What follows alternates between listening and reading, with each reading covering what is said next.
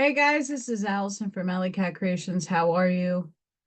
Please hit that like, share, and subscribe if you have yet to do so. And if you get anything from my work, a connect the dot, an epiphany, a mind explosion, a new book to read, a new author to explore, please consider supporting my work. All the links are in the description below this video. And artwork, I got really cool pyramids. I'm using big gems. I got small gems, big sizes, small sizes. I got skulls. Lots of cool gems in there. I got a lot of office stuff, business card holders, coasters, artwork that's behind the chair there. I was hoping Odin, co-host 3, would come and sit, but not yet. You could check out my website, alisonkatz.com. I have a drawing commission that just made it to its rightful home that I'll be uploading to my website in a few days. Trying to see what else I can get up there. But yeah, go check that out. And if you're interested in anything, please email me. I do everything privately for right now. Hi, guys.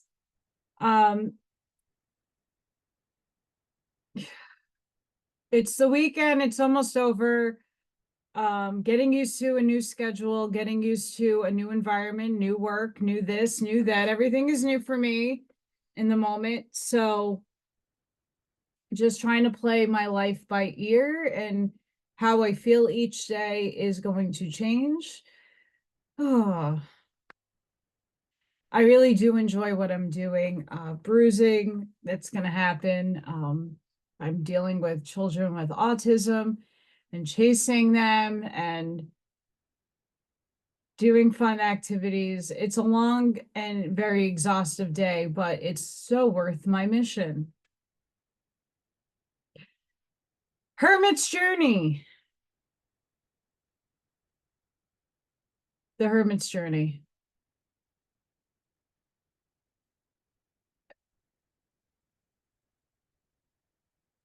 Upstairs has been back and forth with me the last couple of weeks. Got a lot of downloads. We have a lot of spiking going on in the Schumann resonance. We got a lot of flare energy, lots of energy coming in. So please do take self-care, very important, because we are running on fumes, some of us. And I know for myself, it's, starting something new, and now bombardment of other things going on. It's very stressful. It's overwhelming at times. So please do take in the habitual self-care routines.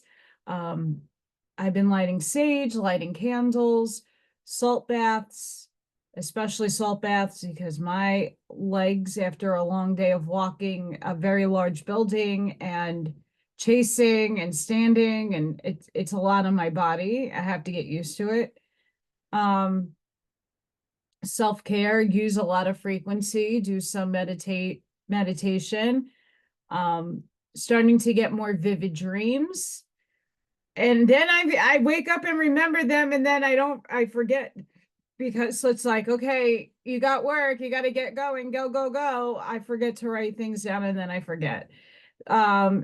I have to work out a system for myself to have something at hand that is maybe under my pillow or something that I could just grab and jot down something really quick so I can remember.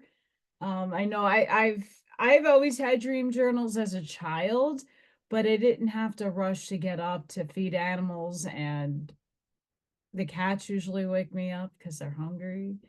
And this is really early in the morning too.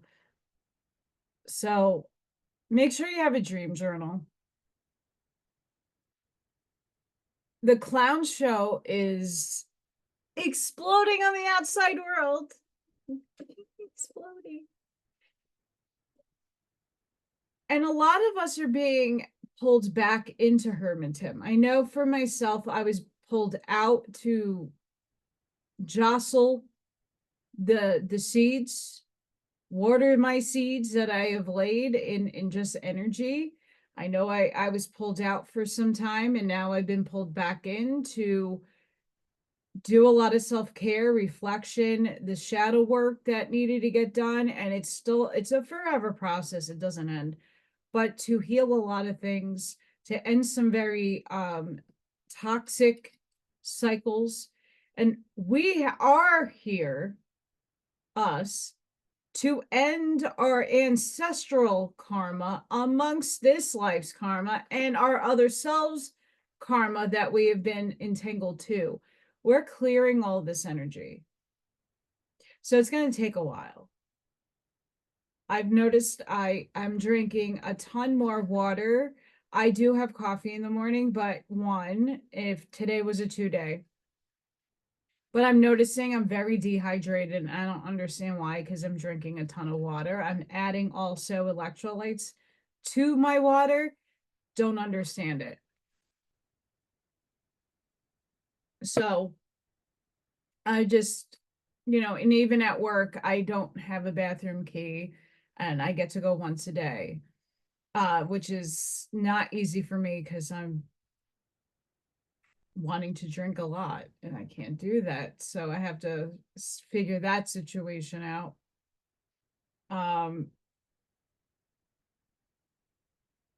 Yeah, we're being pulled back in.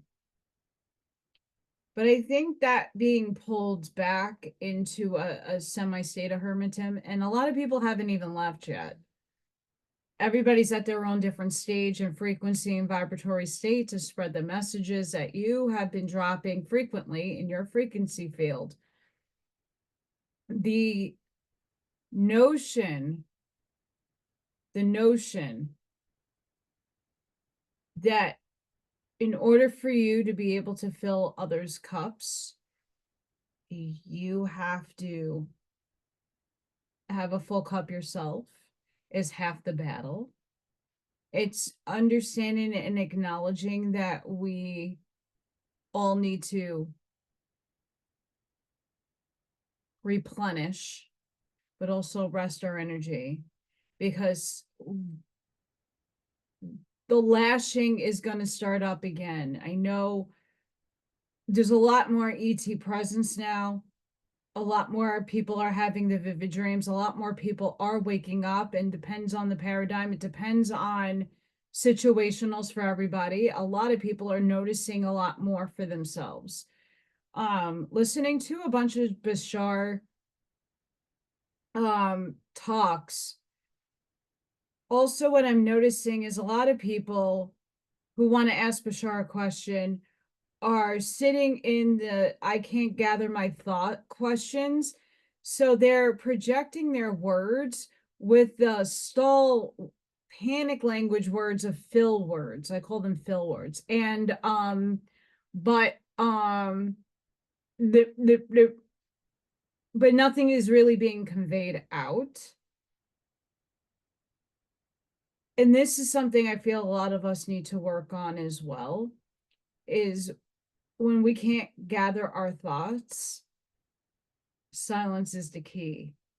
You don't want to fill in a thought with a lot of ums and ahs and knows. I get a lot of but okay, so if you think I know it, then why are you even talking about it? We have to mature the definitions of our words here and mature them to bring it up here. Where there's less fill words, there's more meaning from the heart space. There's more receptivity and congruency in the words that we are flowing out in vibratory states out of our mouth.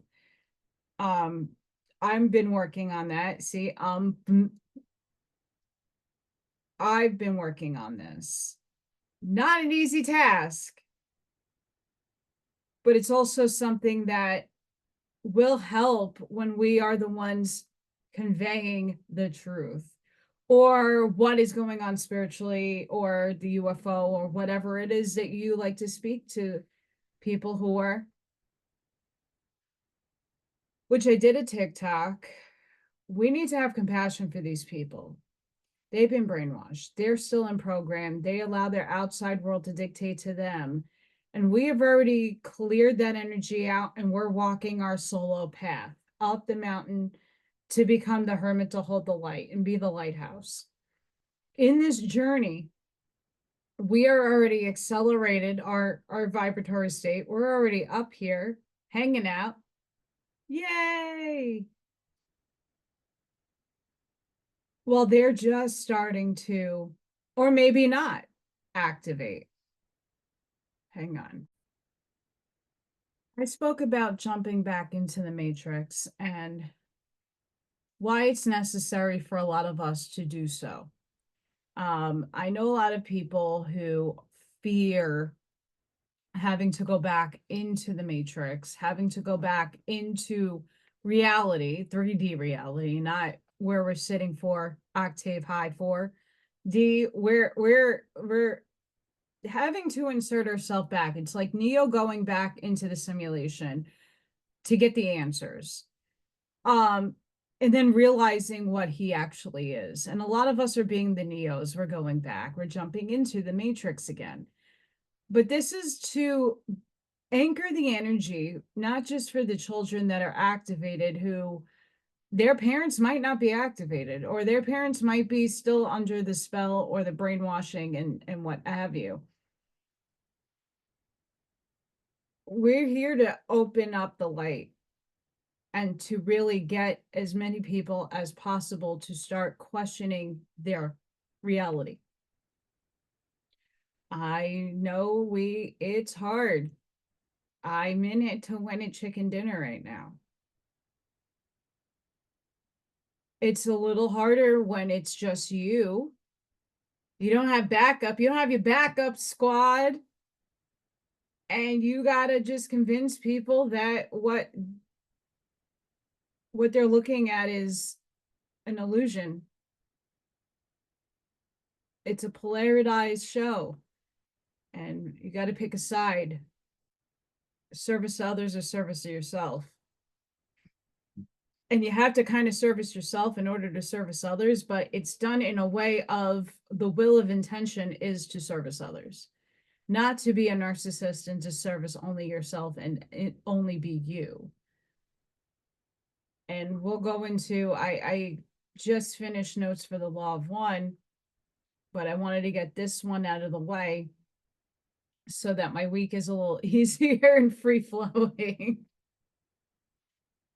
But as we are journeying through this, it's just like thus spoke Zarathustra. We're going through the layering of walking through the village, and take your life as the village, and you're just walking your truth to different types of people, but those people are you. You're awakening different aspects and components to yourself. That's why a lot of this is a solo journey, because it's only you and yourself to reflect upon your other selves, which are outside of you, but technically inside of you as well. We're all entangled.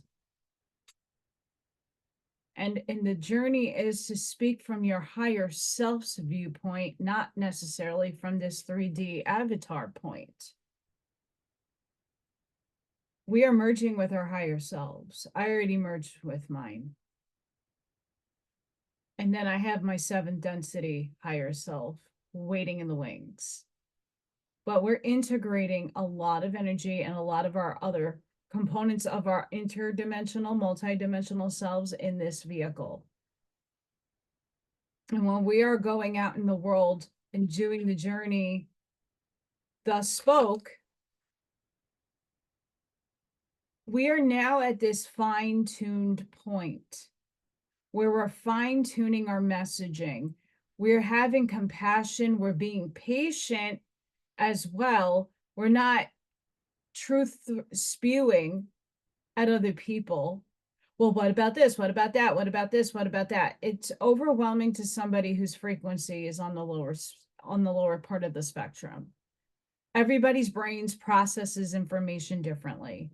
So it's coming to the awareness that we have to take ourselves down a couple of pegs to go, okay, what is a good starting point It's not just the seed that you're dropping in a conversation that makes people question. Like the teacher that I'm working with, I dropped a little seed in a question. Then now I hope that she actually goes back and reflects upon. I'm not here to change her paradigm. And that's something I wanted to inform everybody too. We're not here to change anybody. They have to free willy choice their free will and what they want to choose to believe in, choose to perceive, and choose to believe in. The fact of the matter is, you're speaking and you're helping with your frequency have people question their reality, their perceptions. And if they think about it, that's all you can do. And it's a beautiful thing. It's a lot of work. And if they start questioning things and they come back to you and have open conversation and dialogue, perfect. That's the goal, is to have an open dialogue. The harder component of all this is the language, is a choice of words, is not using filler words when you're confident and empowered with the messaging that you know that needs to be delivered. You're not going to sit there having someone wait for you to get your thoughts to come out clearly. You're going to clearly express them and clearly identify what a person needs to hear. That comes with intuition, that comes with a lot of training and just dialogue to yourself. When you can't get your thoughts clear, that's not the time to be seating people. That's not the time to be trying to explain a truth spew. What happened to building 7? You know, and anybody could bring that argument to me. I saw the damn thing. I saw it all. I was in Manhattan that day. But that's my perception. That's not what everybody else's perception is. But I at least have I was there. So when we're journeying up that mountain, we're redefining our frequency, our light, our knowledge, our awareness to self and the other selves that encompass our soul. The little shreds of truth rises up and expands as we get on top of that mountain. Because when you look down, you see a full picture. You see everybody playing out roles beneath you. If you're on a mountain looking over a village, like you could take the Grinch, for instance, he's looking at everybody having a joyous time. Little Who, Molly Who, all the Who's, Whoville, they're all having fun and doing their thing and having their day. And you're watching all this play out. That's the eagle-eye view that we all need to take with our own selves, our lives, the people in it or not in it. All the circumstances, you have to look above and look down. And then when you shine your light on the situation and see things for what they are, unbiasedly, objectively, you'll start to get more of your answers. I know right now, from the collective and people that talk to me, a lot of people are stuck in their shadow work. A lot of people are being stuck in the process of elevating to a higher truth because there's either a blockage or a point of stalemate because they can't get through something. You got to allow yourself to unfold freely.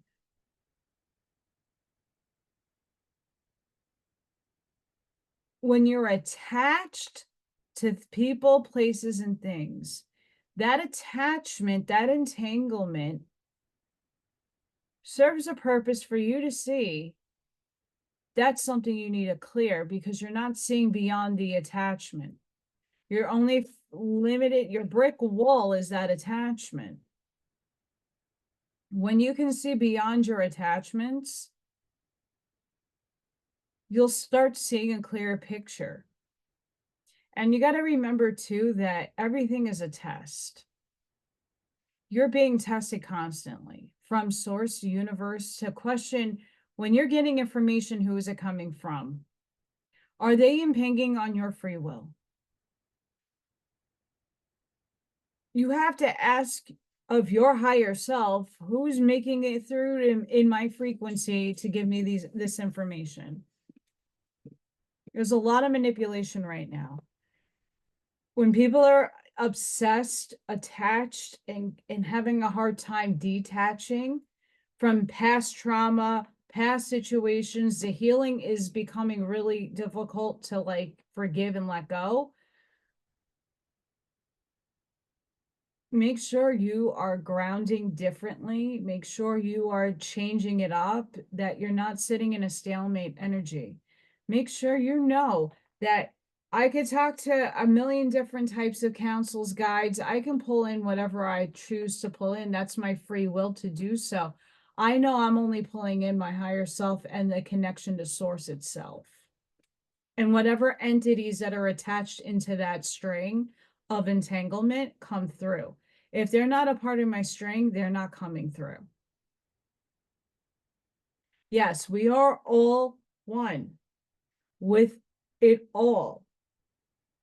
But individuated, you are attached with strings to a specific line of a specific energetic key to specific energies that are your other selves. And then the other people that are in your tribe vibrate at a similar rate from you. That's why a lot of people feel different connections and feel different things for people. You feel this innately within you. That's because they're in the same ray of source that came down with you. But that doesn't mean that it's a romantic partner, that it's a twin flame, it's a soulmate, or a lot of people are soulmates. And that doesn't need to mean romantic. That's just you have a tie to their soul. You're entwined to their soul. You're entangled. So when you are doing this work and you're coming to, well, I'm not getting my answers, I'm not getting clarity, you have to keep asking and being persistent with it. When you ask, make sure you let go. And if you don't hear or feel something or get a sign within a few days, then come back to it. There's also divine orchestration and divine timing that comes in with all things. Harder aspect of this is when you're doing this by yourself and not in a group. You have to be able to sit in your clear energy to get that field of energy up high enough so that you're filling it in, so that other people aren't doing that filling in for you. It's extremely draining. But a lot of us have been called to be on the solo journey in the moment. We go with people and then we retreat to come back. That's an empath thing as well. We got to just with the energy. But a lot of people who channel in groups. Watch Quo. There's a whole group of people that channel Quo. We're talking through this person, that person, this person, that person. They're all holding an energetic space of safety, the white light, and for a communication that will not be penetrated by something that wants to imping on free will. So a lot of us that are doing this solo have to hold a lot more energy and a lot more space for ourselves. So make sure when you are going into meditation, when you're going in and doing some work, that you are protecting yourself, you are building your field of energy safely. So you're getting the purest from your highest self, and nothing is impinging in the wavelength, in the waveform, in the cosine and sine wave, and the tangent. because a lot of people have been infiltrated. I'm going through this in the law fund right now, and this is back in the 80s. Carla was under attack because of her lie and her talented gift. And a lot of the book in the in the sessions that I've been reading have been like, are we protecting her? What are we not doing right? Like, and Ra keeps insinuating like she should be fine. You all need to reposition her, or say this, have a like a little ritual, which is nothing bad. If you make it bad, it will be bad. When I go into meditation, I usually try to sage or use some sage spray and clear myself and my energy. And I have a whole beginning meditation that I do before I even go into what I want to work on, just to protect me and my energy field. Whatever it is that you do, everybody does meditation differently. Everybody does grounding differently. Make sure you're protecting yourself at this time. It's explosive out there. Think about it. You're that solo person moving up the mountain. And with like Manly P. Hall's work and Carlos Castaneda, there's always going to be things to tempt you off your path. There's always going to be a distraction, whether it be the bear or the tree falling or the conditions getting really bad. It's all a test to see how much you're going to persevere through each of those obstacles, which Ra would say those are catalysts to see if you're bending or you're jumping over the obstacle or you're dealing with the obstacle and persevering through it. Everybody chooses to use those things differently, but we're being tasked to overcome a lot of adversity right now. So make sure you're doing the self-work. Prepare yourselves when you're doing your work, that you're grounding, you're doing your bubble, you're doing whatever it is that you do innately to feel safe within your energy.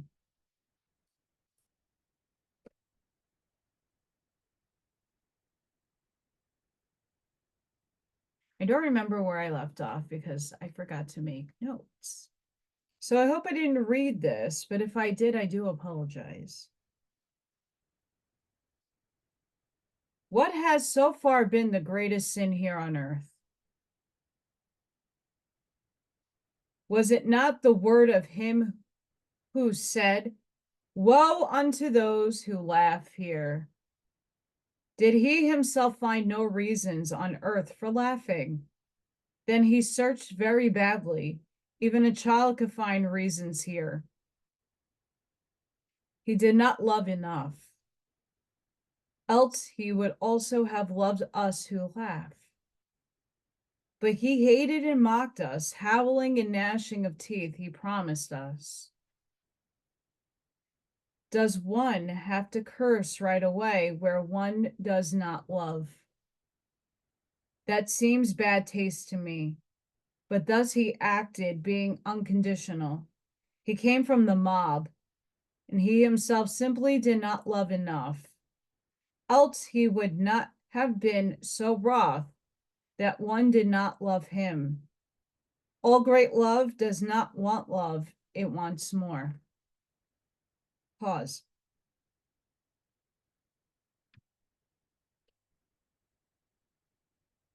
This is something we all need to acknowledge within ourselves and others. Okay, I had to acknowledge this myself because I knew it, but I didn't go really deeper within with this. I know I love myself. But there are a lot of people out there with a lot of trauma that don't love themselves unconditionally or in the love frequency itself. So when people are projecting, it's just a mirror reflection. They're showing you things that you need to absorb and to deal with within yourself. And a lot of the times that reflection is just a test to see if you passed. Are you passing? Do you really truly love yourself? It's a journey. If not, it's okay if you don't love yourself. Don't allow your concurrent other past to dictate the love that you have for yourself in this now moment, because there is only the now moment. That other aspect of you is no longer here. That's looking back. Why are we doing that? Everything serves a purpose in 3D. Everything is a lesson, a challenge, or a learning. And when you can detach emotionally from those things, it's a little easier and a little easier and a little easier. Avoid all such unconditional people. They are a poor, sick sort, a sort of mob. They look sourly at this life. They have the evil eye for this earth. Avoid all such unconditional people. They have heavy feet and sultry hearts. They do not know how to dance. How should the earth be light for them? All good things approach their goal crookedly. Like cats, they arch their backs, they purr inwardly over their approaching happiness. All things laugh. A man's stride betrays whether he has found his own way.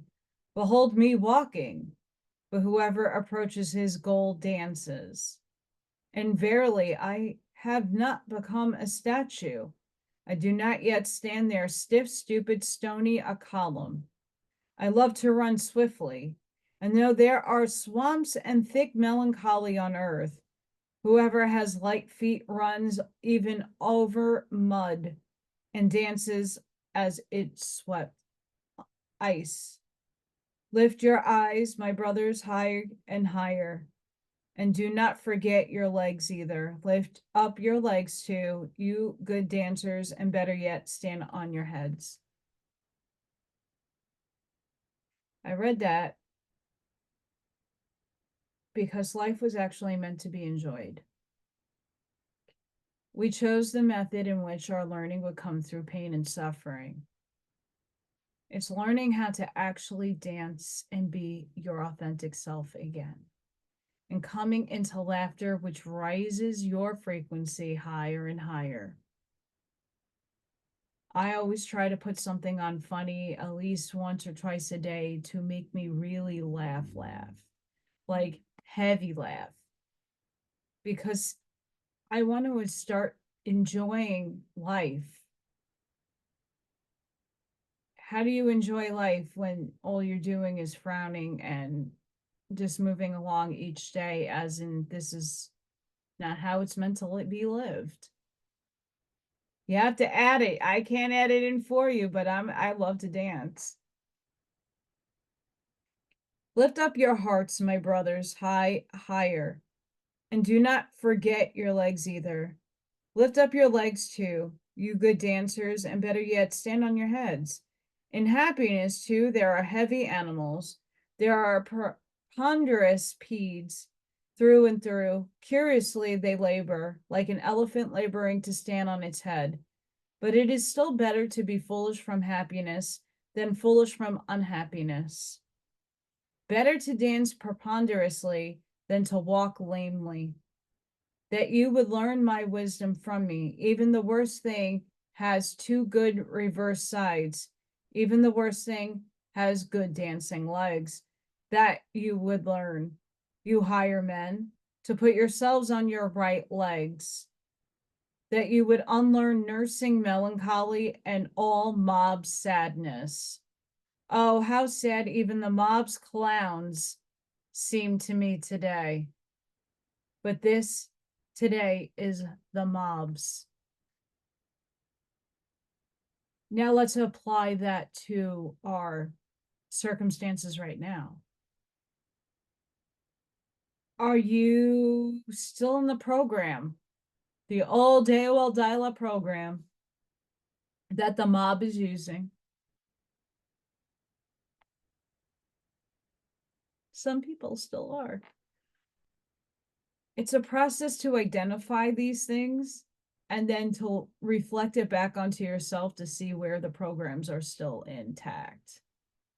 We are all programmed. I'm still working through some of mine. This is a stair step into the awareness and understanding that we've all been programmed. This is a simulation. The idea is, if we take what was just said and apply it to the movie The Matrix, Neo has to jump in and out of the reality and back into the Matrix and jump back out and jump back in and jump back out to start understanding what reality is, what the system is, and that all of it is him, just playing different parts. This is what we have to really insert into our awareness, that we have to do the same thing. We have to take ourselves out, and that's when we're by ourselves in nature and we start having the frequency of 5D hit us, and we're experiencing and seeing and feeling higher forms of vibratory state and frequency. We are in awe at the things some of us see. I get a lot from people. I know I have experiences in my backyard all the time. They're not short-lived anymore, but they're not long-lived either. And we have to look upon reflecting from both sides and taking the neutral stance first before we choose where that pendulum swings. Okay, not all is bad is actually a bad thing for us. When bad things happen to us, they are a way for us to see what we don't prefer and what we could do to see the other perception. Okay, so this effed up experience happened to me. Okay, but what was the benefit from? What did I learn from this? What's the other side to the coin from this? Be like the wind rushing out of his mountain cave. He wishes to dance to his own pipe. The seas tremble and leap over his feet. What gives asses wings? What milks lionesses? Praise be this good interactable spirit that comes like a cyclone to all today and to all the mob. What is the adverse to thistle heads and causeates heads, and to all wilted leaves and weeds? Praise be this wild, good, free storm spirit that dances on swamps and on melancholy as on meadows. What hates the mob's blether? I cannot say that word. YouTube restrictions? And all the blunged, gloomy brood praise be the spirit of the free spirits, the laughing gale that blows dust into the eyes of all the black-sighted, sore-blighted. You higher men, the worst about you is that all of you have not learned to dance as one must dance. Dancing away over yourselves. What does it matter that you are failures?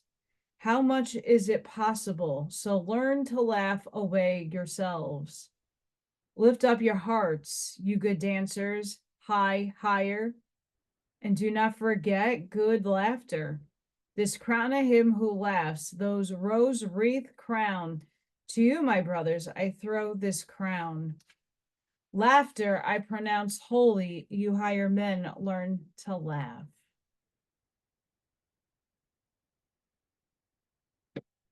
You're not supposed to take this life so seriously, and we all do. That last part is a little hard to understand, but I take that as someone like myself that sees the melancholy, sees the pain and suffering, and sees the truth, and sees everybody amongst the reality I have to walk in, and I'm just dancing and tap dancing and laughing and doing my thing without a care in the effing world. And I don't care how people perceive me. You know, in that attitude, I'm doing me loudly and proudly. I'm not worried about what other people think. I don't care, because those are my other selves. And if I am that one person, that one catalyst to show another person by my physical actions, by dancing, by laughing, by just doing and being me, that it's acceptable and okay to be that person, I'm giving them a permission slip to be the same way. I hope a lot of you are doing the same thing. This is why we are asked to go back into the matrix, because we have to show and be a model, a representation of what it looks like to be free and to know a higher ended truth. We don't know the totality of truth. We will never know the totality until we merge back with Source. And that is not for a very long time, because we got to do it together in unity. But in the meantime, it's just a construct. Do you be the authentic self, be the bubbly weirdo. It doesn't matter. I don't care if I'm at the lunch table by myself. I don't care if I'm sitting at a chair by myself. I don't care. It doesn't bother me. But in the hallway, in front of all the kids, and in front of all the teachers, I have children who are very highly activated, but in their own vehicles can't express verbally that well, if not at all, their needs, wants, and desires. They have a slow processor in the vehicle, not the soul, the vehicle. So I'm giving examples, okay, how to be quiet, and I'm going about in my ninja way in the hallway looking like a ninja. I don't care. And I'm sure someone's going to tell me to stop, because everybody's like a jail prison warden. Put your hand on your lips, you're shutting your, yeah, kids, this is the difficulty right now that I'm seeing. And we'll get back to this. There's appropriate places and times to be laughing, to be dancing, and to exude this beautiful frequency off of you. And there's times where you shouldn't be doing it, right? We all as adults should know the appropriateness of when these things should be occurring to show other people and be good models. For some, it's a little more difficult. Walking in the hallway like I'm a prison guard is not how I conduct my professionalism. I'm going to do it in the way that the kids can understand. Not all kids perceive the reality the same. That's how I am challenging the matrix. I'm going to bring it down. But if we don't enter back into it, we can't break it. If you're not showering the world with your light and your frequency, and then we do have to retreat to go back into our own energy and to refill our cups. So it's a perpetual cycle of balance that needs to be struck. And right now, that's hard for so many people because the fear paradigm is still out there. There's a lot of fear, but we got to come at it with a lightheartedness and at one minute in our heart space to be confident enough to do so without the fear that other people are judging you, if that makes sense. I hope it does.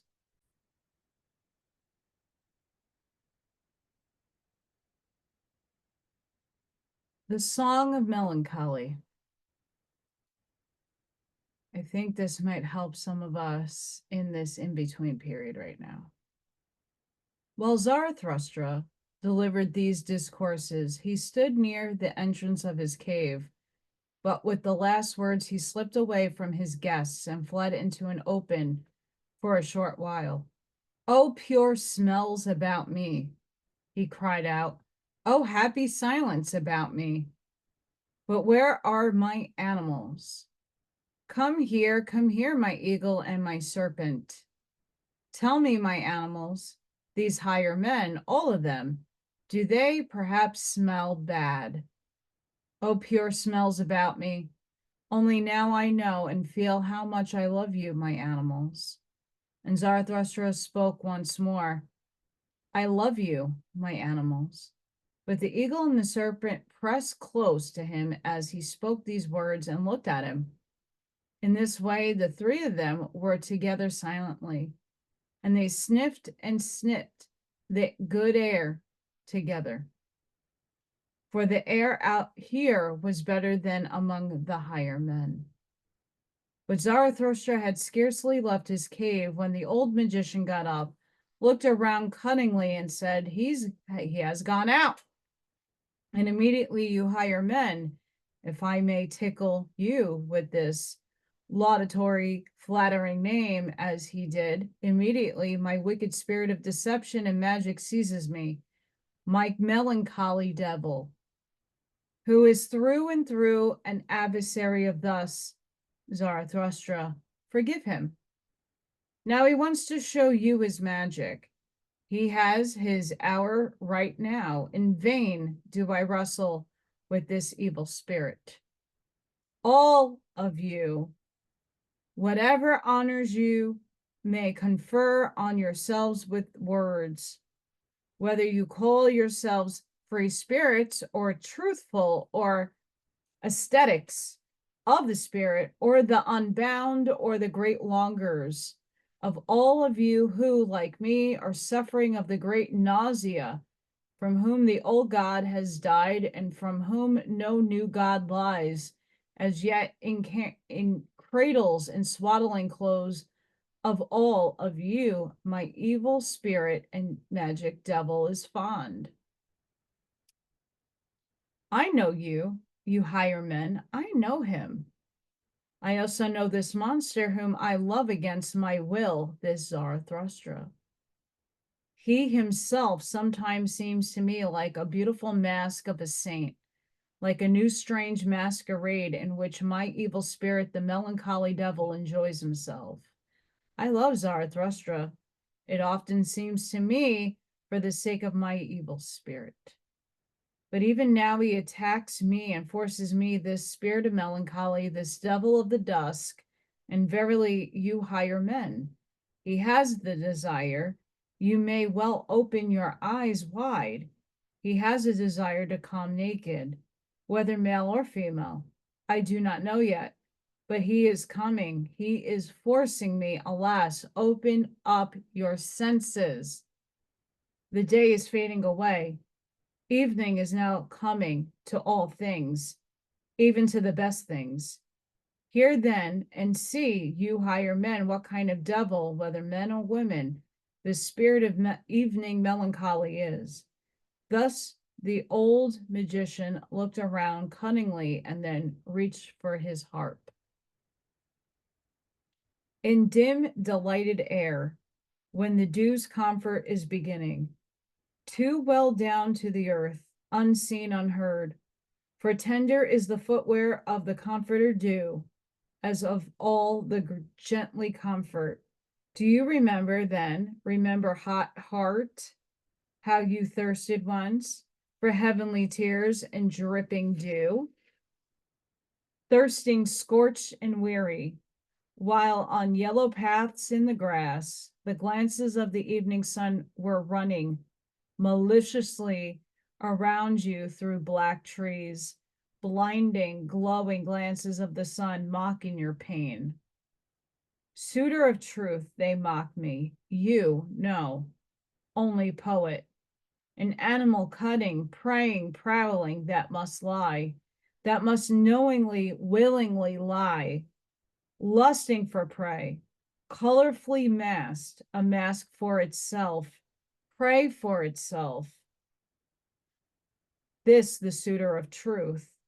No, only fool, only poet, only speaking colorfully, only screaming colorfully out of fools' masks, climbing around on medicious word bridges, on colorful rainbows between false heavens and false earths, roaming, hovering, only fool, only poet. This the suitor of truth, not still, sif, move, smooth, cold, become a statue, a pillar of God, not placed before temples, a God's gate guard. No, an enemy of all such truth statues.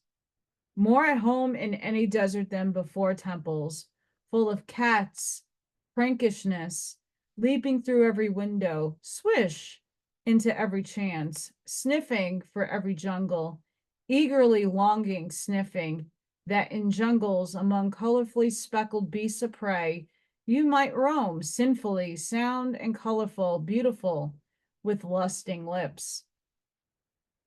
Blissfully mocking, blissfully hellish, blissfully bloodthirsty, praying, prowling, peering, or like the eagle that gazes long with fixed eyes into abysses, his own abyss.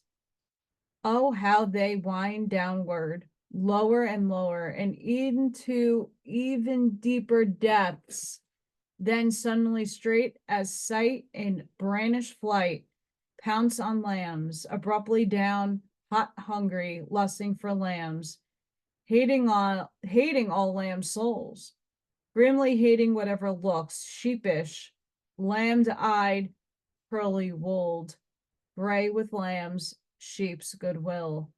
Thus eagle-like, panther-like are the poet's longings. Are you longing under 1,000 masks, you fool, you poet?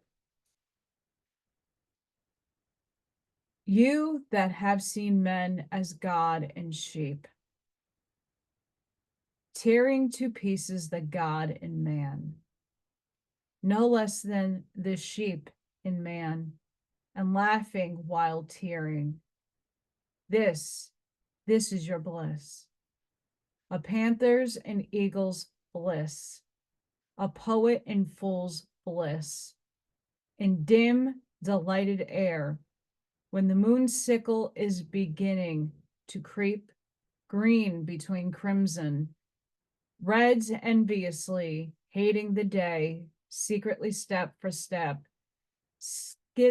skithing at sloping rose meads, till they sink and ashen, drown in night.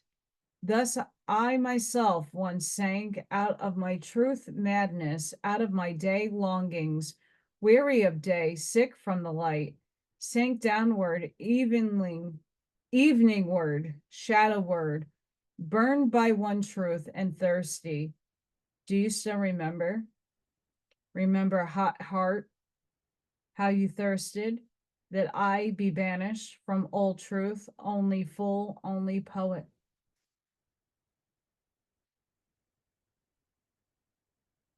It's an interesting poem to dissect. I won't do all of it.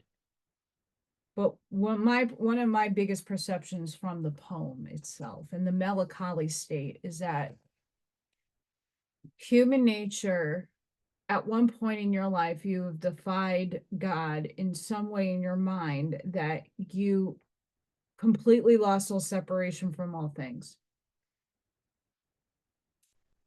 And it's usually in the childhood stage that you didn't get something and you blamed God for it. That something traumatic happened and you blamed outside of yourself for it. And we wear a lot of masks. And we're on that journey to unmasking all the aspects of all the things that make us in the ego. We are coming to terms with the devil inside of us, because we have a devil and an angel that helps us on our journey. If we didn't know the evil in the shadows, we would not know how powerful our light was. And sometimes we need those reminders of those difficult times to shine the light on it. And it's not an easy journey. You can't just sit there and willfully wish it away or wish it towards you in some sort of magnetism that you think you have without doing anything in action and motion to have a cause and effect. We're still bound by these laws.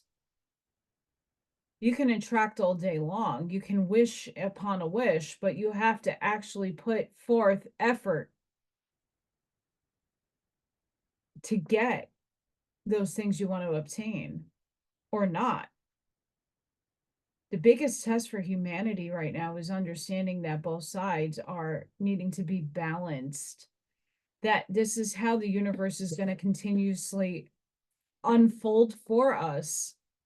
So we're not done with our 3D contracts. We're in 4D, but we're not done with those contracts. We are in the long haul phase, and we have to keep battling both sides and come into balance. And they're going to continuously project light and darkness until you learn how to come into neutrality to see both sides for what they really are. When you shed your ego, when you know innately in your heart that we're all one, nothing is separate from you. We're all individuated for experience, and that's a learning experience. That is to take in all forms of experience that source is doling out through other people for it to know itself even more. It's an illusion here, guys. When you come into neutrality to understand such things, devils are no more than angels. We give a definition to these things because that's been a program that was instilled in us and programmed into us as children. And there's always one day in one part of the aspect of your life that you gave up and didn't have faith. And usually it's the things that are in the material that people yearn for so much. Physicality, desiring lust. I get this all the time. I'm a mysterious creature that a lot of people want to obtain for themselves, not realizing I am one with them in all things. I get a lot of messaging from a lot of different people making lots of claims. Where are you getting those from? Who are you talking to? What being is potentially putting a blinder over you so you're stuck and you can't move forward?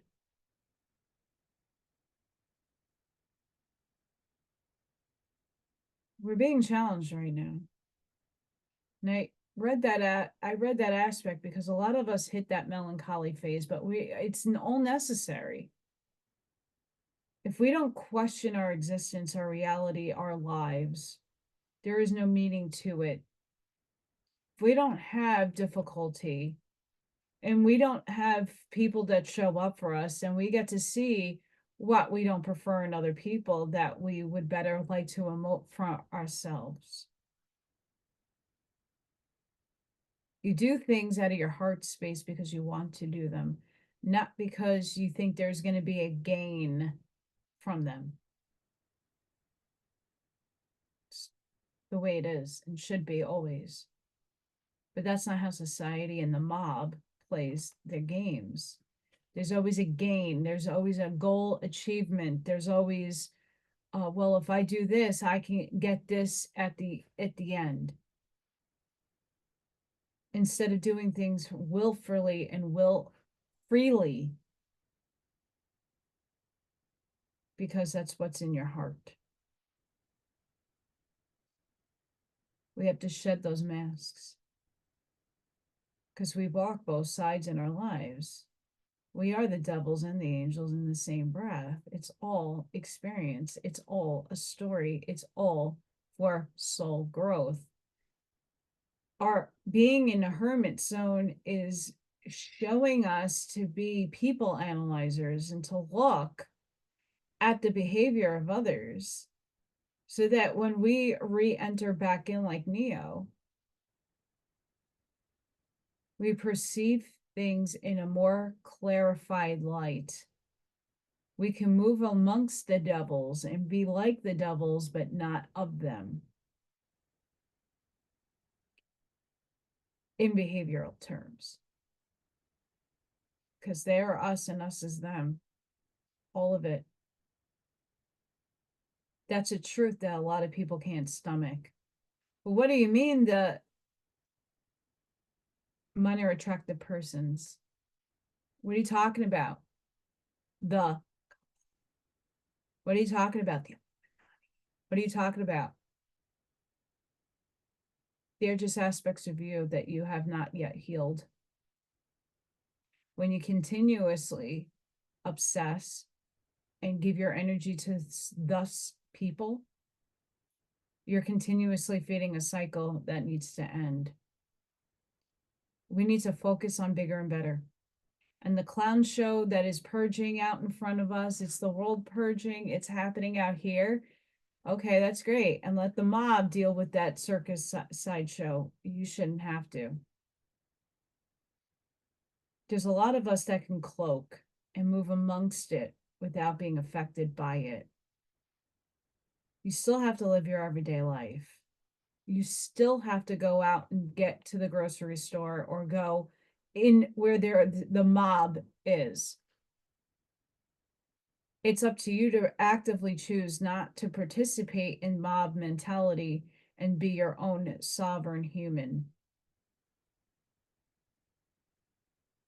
And that goes for both sides of the coin, because the mob could be anybody. It could be a group of people that are very hard in their understanding and knowing of their reality, and grouped together, they become a mob. It's both sides, it's good and evil. Don't you think certain things are a program on the good side as much as they are on the bad side? If everything's 1984, then really what is actual truth besides going within and knowing it for yourself? And even there's distortions because you are programmed, you have biases, you have stuff that is so subconscious, unconscious that has yet to surface. Like I said, this is a forever moving chessboard that we're playing. And when we can take ourselves out of the game and go outside of the matrix and sit and laugh and watch the show, but then re-enter having a bigger and higher awareness of how to actually start maturing, growing, and applying the messages, the learning, the techniques to make your way through the simulation. So you're not, yeah, you're a part of it because you have no choice, but it's not affecting you anymore. That's mastery. That's the beautiful thing about the Matrix. When you have mastery over your reactions, when you see it for what it actually is, you become the lighthouse. And more of them start waking up. But right now, a lot of people are still not ready yet.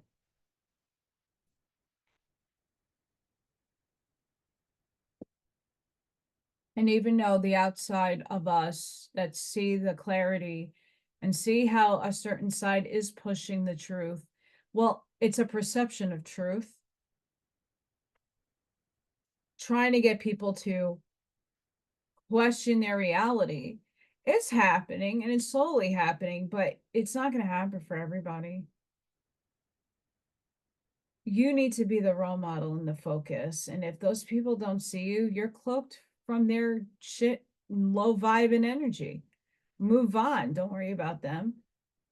Do you to the fullest of its capacity, of the highest of light. That's the most important aspect, is to enjoy life. Feel again. Feel authentically from your heart. Not what some being in your soul tribe told you up in the ship.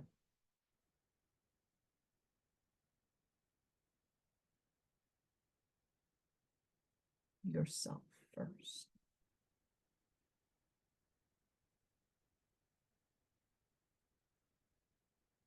So we see what happens with other people who receive information from their guide on a ship. And it's a narrative steered program that they are trying to instill in you. Yeah, is half of it is purely just trying to help. And other times it is infiltration, testing you to see your free will and where you're going to decide to put your energy. I'm not saying the soul tribe and the soul family from your galactic signature that's activated on a ship somewhere isn't trying to steer you in the right direction. They absolutely are.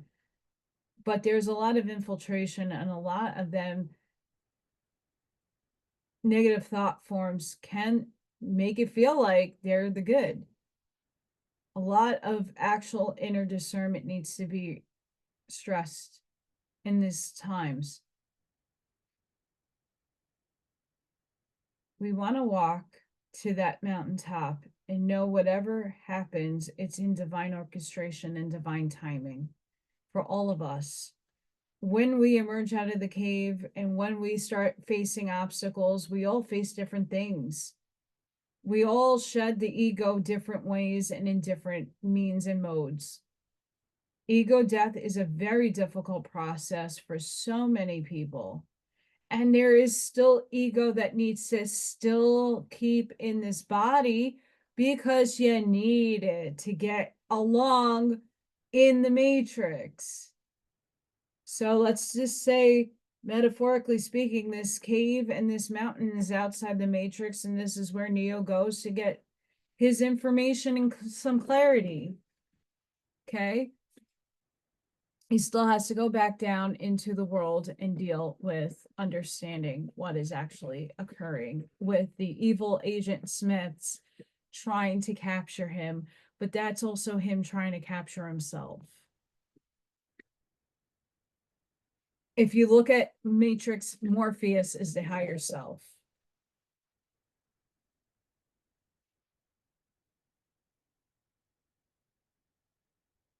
Rewatch these movies objectively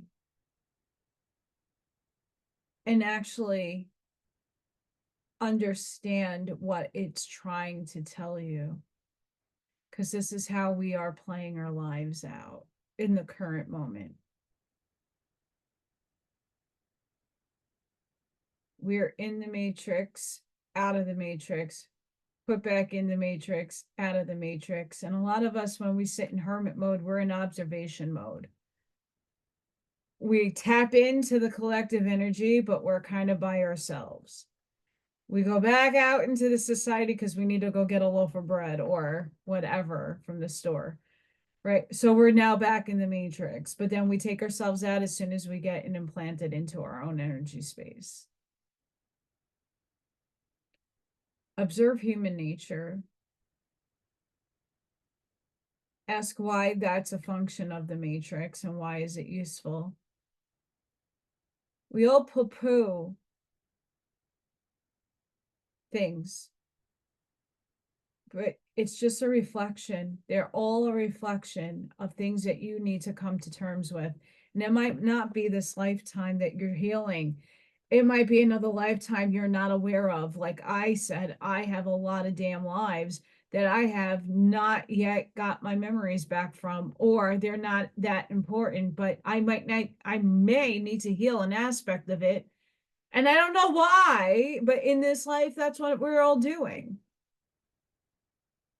It's not easy when you can't recall why you need to heal something. You have no idea why you're healing it, but heal it regardless. Life is a test. This is school. We're on the master, college, PhD course. Our dissertations incoming. And we're in the debate phase of what could someone say and how do I reboot back and rebuttal back. And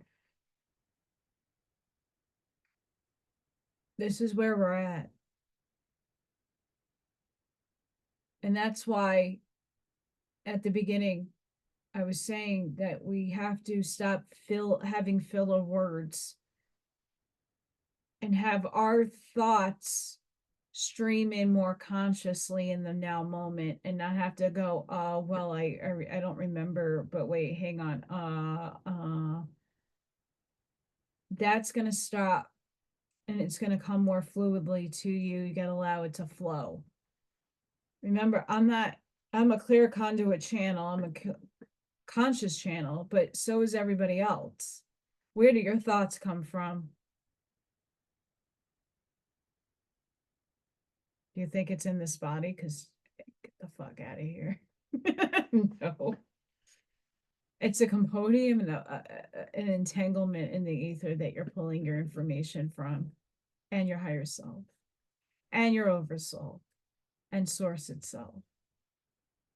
It's just so quick and so fast that no one really thinks to know where their thoughts come from and how things pop in your head. It's no accident.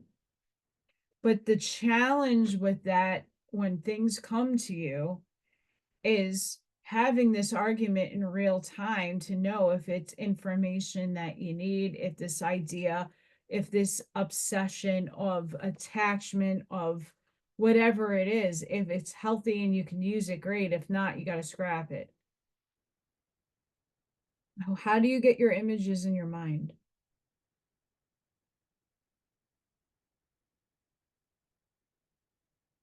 Why do you keep rethinking and fixing your energy on something?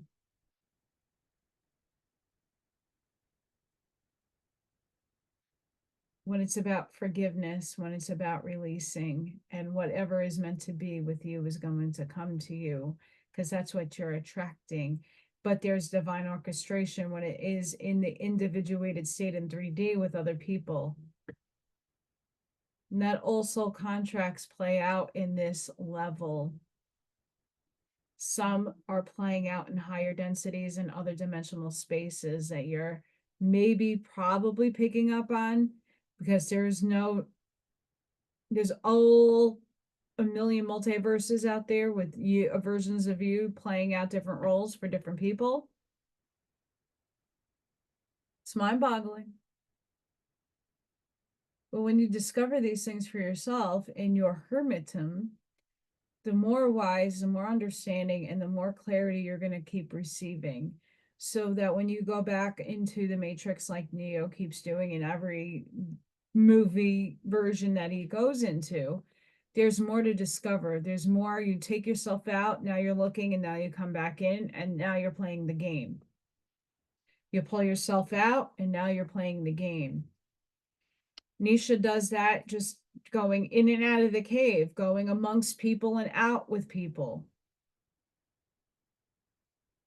Same concept. So I hope you guys don't play into the outside world bullshit right now. Start seeing a bigger picture. Start asking for clarity. Start releasing. Detaching is major right now, because the outside world is projecting the fear, death, everything's going to kill you. Here's all this circus sideshow that we already are like, whatever. But make sure you're looking at both sides objectively and coming into a balanced state. Keyword balance. Divine neutrality. Because neither side is right or wrong. There is no right or wrong. It's all experience and all an illusion right now. So remember, go within.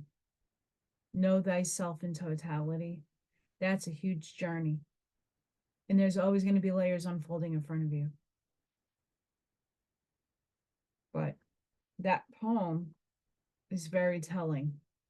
And so is the state of melancholy, because we've all been there. I would hope so. There's a lot to learn from that. So, guys, I ranted a bunch. It's getting late by me.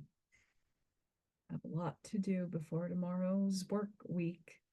So, sending each and every one of you love, light, compassion, grace, shielding, and protective energy. Please go within. Please be the shoulder, be the lighthouse, seed your truths, protect yourself, learn different modes of grounding and protection.